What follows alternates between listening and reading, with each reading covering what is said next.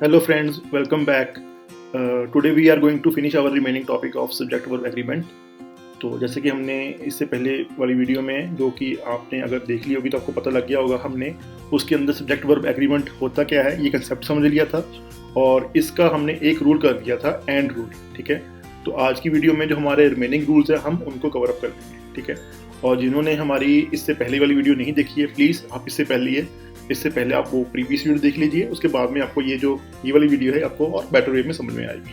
ठीक है, चलिए नेक्स्ट रूल करते हैं। हमारा जो नेक्स्ट रूल है हमारा वो है एज वेल एज। ठीक है, ये मैंने रूल को नाम एज वेल एज दिया हुआ है, बट इसके अंदर वर्ड्स बहुत सारे हैं। ठीक है, तो ये रूल क्या कहता है कि if two subjects are joined together by as well as, with, along with, together with, besides, in addition to, and not a rather than, मतलब ये जो 8 वर्ड्स दिए हुए हैं, अगर इनमें से किसी एक के साथ भी हमारे दो सब्जेक्ट्स ज्वाइन होते हैं तो उस केस में जो हमारा वर्ब आएगा वो कौन सा आएगा, वर्ब हमारा वो आएगा, वो डिपेंड करता है हमारे फर्स्ट सब्जेक्ट के ऊपर। मतलब ये कि ये जो दो सब्जेक्ट हमने ज्वाइन करने हैं उन दोनों में से जो पहले वाला सब्जेक्ट होएगा, अगर वो सिंगुलर होएगा तो सिंगुलर वर्ब आएगा, अगर वो प्लूरल होएगा तो प्लूरल वर्ब आएगा। ठीक है, एग्जाम्पल के थ्रू समझते हैं, आपको थोड़ा बेटर वे में समझ में आ जाएगा कि रूल कहना क्या चाहता है। ठीक है, पहला एग्जाम्पल है जैसे कि John as well as his brothers is going to Delhi.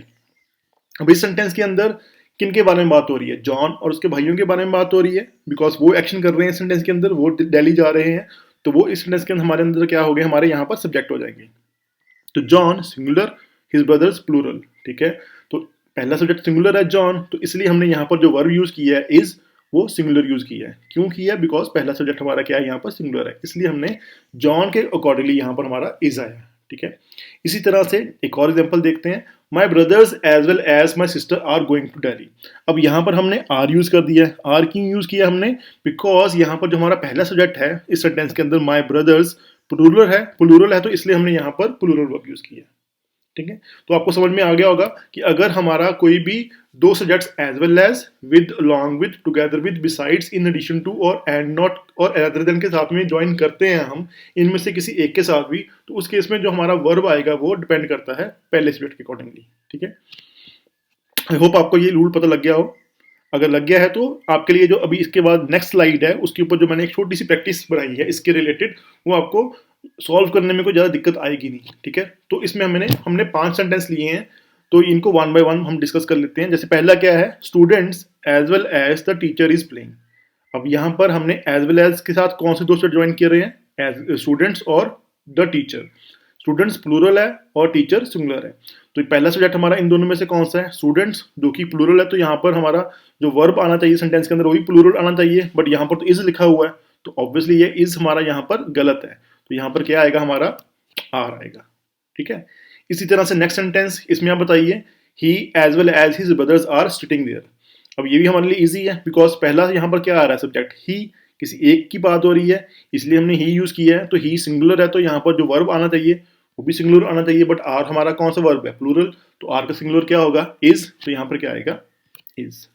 Right, I hope आपको बेटर वे में अब समझ में आ रहा है। प्रैक्टिस, बिकॉज जितनी ज़्यादा प्रैक्टिस करेंगे हमको कंसेप्ट की क्लैरिटी उतनी होती जाएगी। ठीक है, कई बार क्या होता है कि आप जब वीडियो देख रहे हैं आपको रूल एकदम अच्छे से समझ में आ जाता है, बट थोड़ी देर बाद अगर आपको उसके रिलेटेड कोई प्रैक्टिस करने के लिए दी जाए, बट आप वो सॉल्व नहीं कर सकते। ठीक है, बिकॉज आपके वो दिमाग में वो रूल बैठा नहीं हुआ था।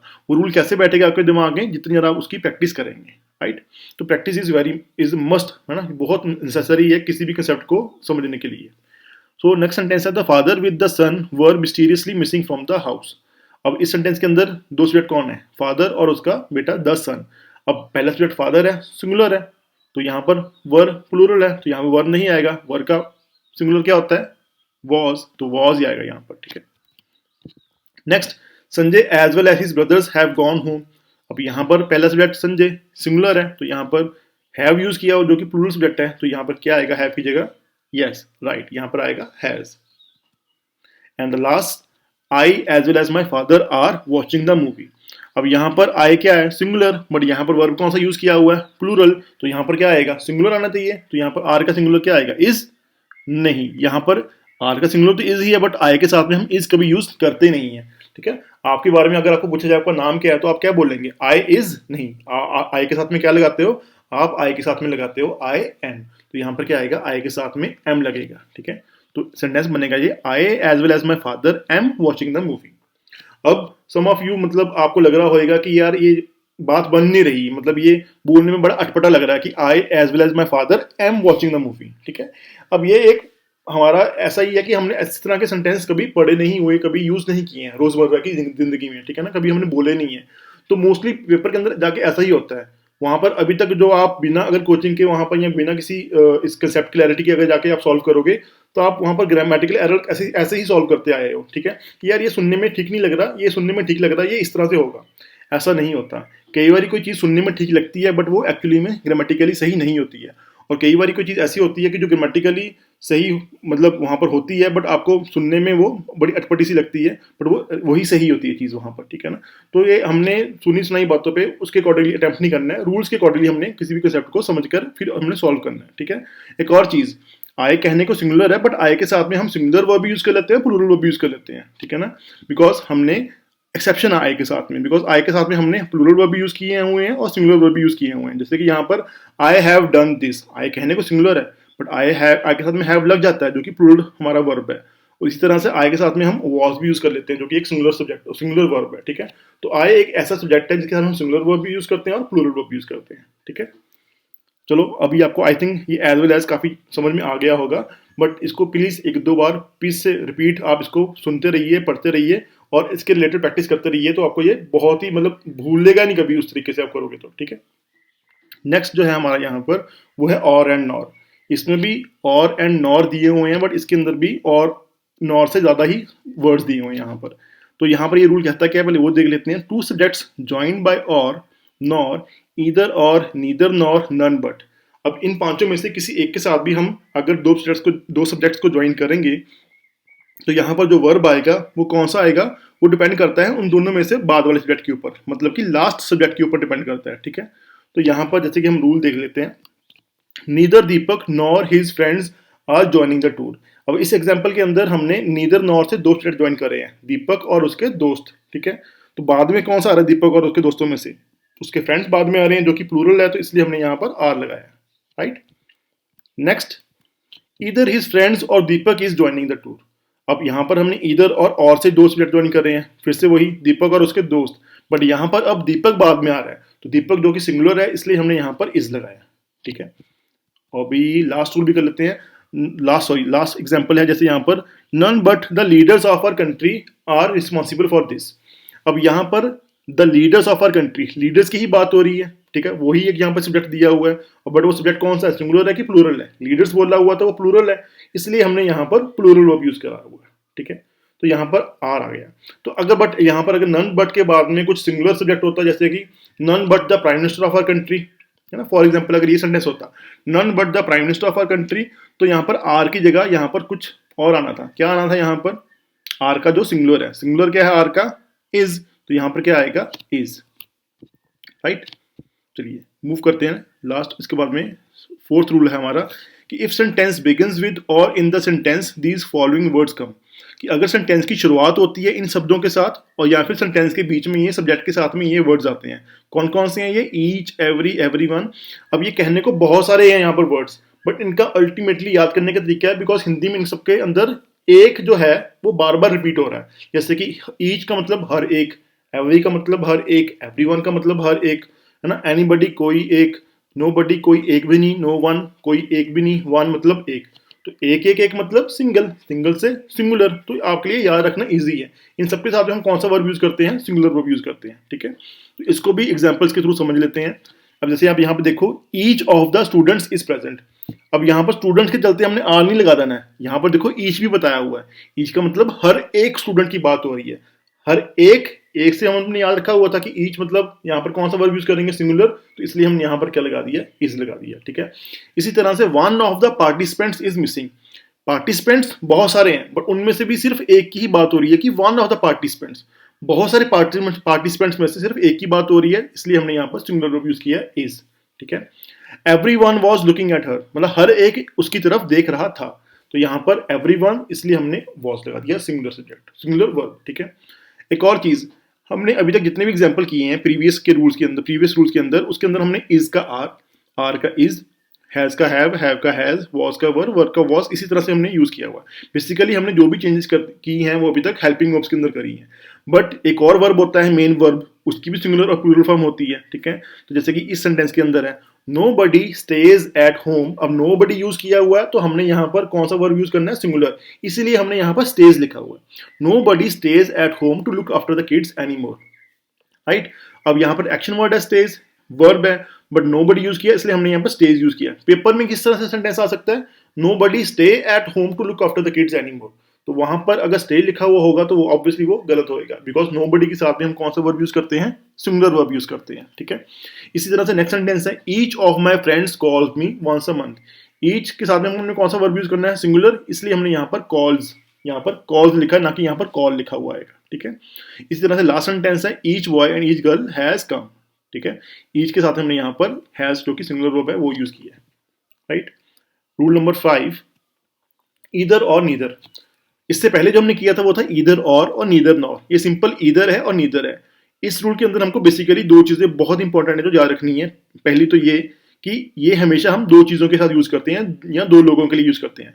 ईदर और नीदर ऐसे शब्द हैं which are used for two things और टू पर्सन्स। हमेशा दो के लिए यूज करेंगे, कभी भी दो से कम, मतलब एक के लिए यूज नहीं कर सकते, या दो से ज्यादा 3 4 5 6 उनके लिए यूज नहीं कर सकते। ये हमेशा हम दो के लिए यूज करेंगे, ठीक है। बिकॉज ईदर और नीदर का मतलब क्या होता है, ईदर मतलब दोनों में से एक, या तो ये या तो वो। नीदर मतलब ना तो ये ना तो वो, दोनों में से कोई भी नहीं, ठीक है। तो ये चीज याद रखनी है हमने। और दूसरा ये भी हमेशा हम कौन सा वर्ब यूज करते हैं, हमेशा सिंगुलर वर्ब ही यूज करते हैं। इनके साथ हमेशा हम कौन सा वर्ब यूज करेंगे, सिंगुलर वर्ब यूज करेंगे। तो ये दो चीजें हैं, इसकी हमने याद रखनी है। सो ईदर और neither are use for two things और persons and always take singular verb, ठीक है। एग्जाम्पल देख लेते हैं। Neither of the two sons of farmer was ready to go to the field. अब यहाँ पर नीदर यूज हुआ है और ये कितने के लिए यूज हो रहा है, दो बेटों के लिए यूज हो रहा है, तो ये सही है। और यहाँ पर जो वर्ब आएगा वो कौन सा आएगा, सिंगुलर आएगा, तो ये सेंटेंस पूरा करेक्ट है। पेपर में क्या हो सकता है, neither of the two sons of farmer वर, तो वर्ब तो यहाँ पर प्लूरल वर्ब है और नीदर के साथ हम कौन सा वर्ब यूज करते हैं, सिंगुलर, तो वहां पर वो वर्ब गलत होएगा। तो यहाँ पर हमेशा क्या आएगा, वॉज आएगा। एक और चीज, अगर ये सेंटेंस इस तरह से आ जाता है, neither of the three sons of farmer was ready to go to the field, तो यहाँ पर नीदर के साथ हम कौन सा वर्ब यूज करेंगे, सिंगुलर। वॉज तो लिखा हुआ है बट फिर भी ये सेंटेंस करेक्ट नहीं है। क्यों, बिकॉज यहाँ पर थ्री लिखा हुआ आ रहा है। नीदर हमेशा दो के लिए यूज करते हैं, जैसे कि हमने पहले स्टार्टिंग में पढ़ लिया था, बट यहाँ पर थ्री लिखा हुआ, तो ये सेंटेंस में गलती है। तो हम क्या करेंगे, थ्री को टू कर देंगे, नहीं, हम थ्री को टू नहीं कर सकते। हम हमेशा सब्जेक्ट के अकॉर्डिंगली वर्ब को चेंज करेंगे, बट कभी भी वर्ब के अकॉर्डिंगली सब्जेक्ट को चेंज नहीं करेंगे। तो यहाँ पर थ्री का टू नहीं करेंगे हम, तो फिर क्या करेंगे, फिर कैसे सही करेंगे इस सेंटेंस को। उस केस में हम क्या करेंगे, नीदर को ही हटा देंगे। नीदर की जगह, इसकी जगह ले सकता है नन, ठीक है। तो वहां पर क्या जगह लेगा इसकी, नन। तो none of the two sons of farmer was ready to go to the field. None के साथ में हम सिंगुलर वर्ब भी यूज कर सकते हैं और नन तो किसी के लिए भी यूज कर सकते हैं। तो यहाँ पर सॉरी, यहाँ पर none of the three sons of farmer आएगा। तो नीदर ऑफ नन, यहाँ पर थ्री की जगह यहाँ पर आएगा none of the three sons of farmer was ready to go to the field. तो यहाँ पर इसमें क्या हो जाएगा, हमारा टू की जगह थ्री हो जाएगा। यहाँ पर ये मिस्टेक हो गई है यहाँ पर, ठीक है। और लास्ट रूल क्या है, either of the roads leads to the fountain park. अब यहाँ पर कितने रोड्स की बात हो रही है, इधर यूज किया है तो यहाँ पर मतलब दो रोड्स की बात हो रही है। मतलब ये कि दोनों में से कोई भी रोड भी कहाँ को लीड करता है, फाउंटेन पार्क को। कोई भी रोड फाउंटेन पार्क को जा सकता है, ठीक है। तो इसलिए हमने ईदर के साथ में यहाँ पर वर्ब कौन सा यूज करना है, सिंगुलर, इसलिए हमने यहाँ पर लीड्स यूज किया हुआ है, ठीक है। रूल नंबर 6, मैनी और मैनी अ। इसका बहुत ही सिंपल सा है, कोई डिफिकल्ट नहीं है, ये रूल बहुत ही इजी है। इसमें बताया हुआ है कि मैनी के साथ में हम प्लूरल वर्ब यूज करते हैं और मैनी अ के साथ हम सिंगुलर वर्ब यूज करते हैं, ठीक है। देखिए, मैनी मतलब बहुत सारों की बात होती है तब हम मैनी यूज करते हैं। तो मैनी के साथ में अगर सीधा सब्जेक्ट आ रहा है तो वो हमेशा प्लूरल फॉर्म में आता है। Many brides, many soldiers, many man, many pens, many balls. तो मैनी के साथ में हमेशा जो वर्ब हमारा सब्जेक्ट आता है वो हमेशा प्लूरल फॉर्म में ही होता है। अगर मैनी है तो प्लूरल सब्जेक्ट आएगा, मैनी अ तो मैनी अ के बाद में हमेशा जो हमारा सब्जेक्ट आता है वो सिंगुलर फॉर्म में आता है। इसलिए यहाँ पर many a bride, many a soldier और मैनी अ मैन लिखा हुआ आ रहा है, ठीक है। प्लूरल सब्जेक्ट है तो ऑब्वियसली प्लूरल वर्ब आएगा, इसलिए हमने हैव और वर यूज किया हुआ है। और यहाँ पर सिंगुलर सब्जेक्ट है तो इसलिए हमने यहाँ पर हैज और वॉज यूज किया हुआ है, ठीक है। तो सिंपल ये रखना कि यहाँ पर मैनी मतलब प्लूरल वर्ब, मैनी अ मतलब सिंगुलर वर्ब, ठीक है। इसी तरह से हमारा नेक्स्ट रूल है अ नंबर ऑफ और द नंबर ऑफ, ठीक है। इसमें भी सिंपल है, अ नंबर ऑफ के साथ में हमको प्लूरल वर्ब और द नंबर ऑफ के साथ में हमको सिंगुलर वर्ब यूज करना है, ठीक है। A number of books are missing, the number of books missing is 10। Because यहाँ पर एक स्पेसिफिक नंबर दिया हुआ है, इसलिए हमने यहाँ पर इज यूज किया है। ठीक है, यहाँ पर भी हम द यूज करते हैं तो वहां पर मतलब हम वो स्पेसिफिक चीज के बारे में ही बात होती है। ये अ और द हमारे आर्टिकल्स हैं। अ होता है इंडेफिनेट आर्टिकल, द होता है डेफिनेट आर्टिकल। इनको हम डिटेल में करेंगे जब हम आर्टिकल्स करेंगे। अभी के लिए सिर्फ इतना जानना जरूरी है कि द हमेशा एक पर्टिकुलर नंबर की बात कर रहा है, किसी स्पेसिफिक चीज की बात करता है। यहाँ पर स्पेसिफिक नंबर दिया हुआ है 11 और यहाँ पर 10, तो इसलिए हमने यहाँ पर सिंगुलर वर्ब यूज किया हुआ है।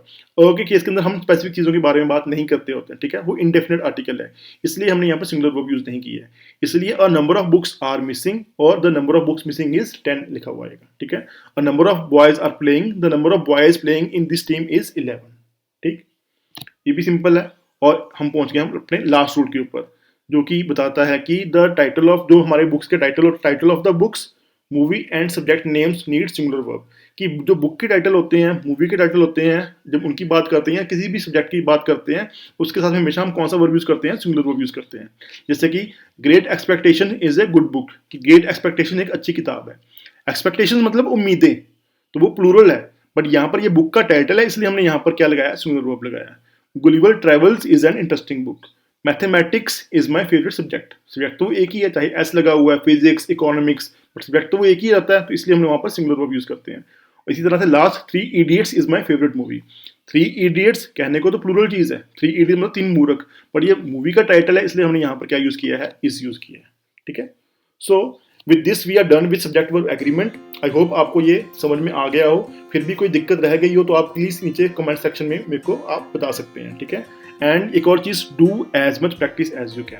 मतलब जितनी ज़्यादा प्रैक्टिस करेंगे आपको उतनी ज़्यादा कंसेप्ट की क्लैरिटी हुई है या नहीं हुई, आपको वो चीज़ क्लियर हो जाएगी। ठीक है, तो जितनी ज़्यादा प्रैक्टिस करेंगे। और प्रैक्टिस कैसे करोगे आप? आपने क्या करना, सिंपल गूगल पर जा करके डालना है practice questions based on subject verb agreement. तो वहां पर हजारों की तादाद में वहां पर लिंक्स आ जाते हैं। किसी भी लिंक को क्लिक करेंगे तो आपके सामने कोई ना कोई क्विज जो इसके ऊपर बेस्ड है, इस टॉपिक के ऊपर बेस्ड है, वो आ जाएगा। इससे पहले हमने पार्ट्स ऑफ स्पीच किया था, तो आपने डालना है practice question based on parts of speech. कोई भी कंसेप्ट आपका हो गया उसके ऊपर आप डालेंगे तो आपको काफी सारे क्वेश्चन निकल के आ जाएंगे। उनको सॉल्व करके देखिए। ठीक है, इन रूल्स को पहले याद करिए, तो कितना समझ में आ गया आपको कंसेप्ट या नहीं आ गया, आपको उस प्रैक्टिस करके पता लग जाएगा। ठीक है, चलिए दैट्स इट फॉर नाउ, और कल हम नाउन के साथ में अपनी नेक्स्ट वीडियो लेकर के आएंगे। ठीक है, थैंक्स फॉर वॉचिंग।